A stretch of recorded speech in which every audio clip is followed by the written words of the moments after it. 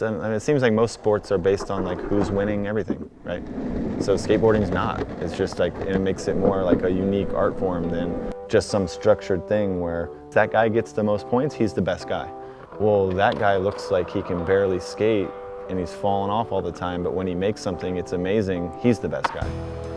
It's also just like a total preference. To one person, they might look at something and think that's the coolest thing in the world, and then somebody else might like another person. So skateboarding is like very loose in that way, which I like.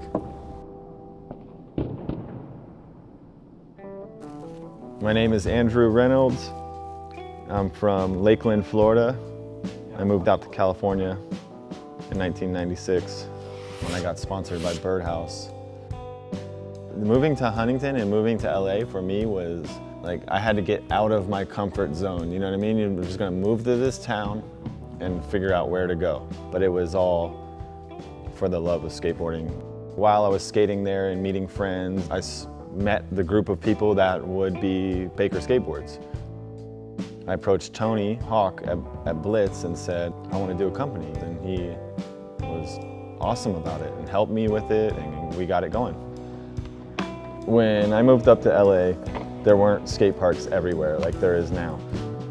We actually used the courthouse as our little training facility before they made it into like a skatable place. We'd just go there, skate there all day. We were always there skating.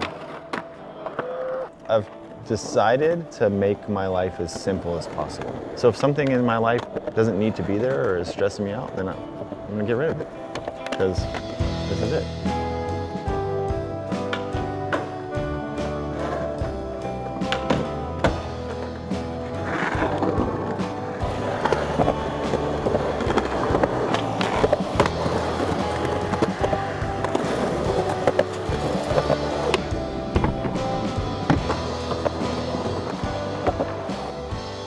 I like to have a routine.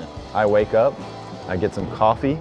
Some mornings I do a little bit of like writing and maybe some meditation, and I try to eat something really good, like a smoothie with a bunch of good stuff in there.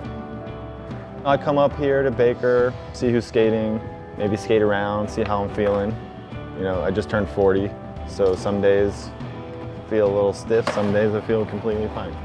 Out of all the pro skate careers I've seen, they're all different. But for me, from 28 to 33, I feel like was some of my best skating in my life. And like that's a little older for what most people say. I think it had to do with taking care of myself, eating right, exercising, you know, which is all things that no skater wants to talk about or do. You know what I mean? They don't want to do it. I don't want to do it.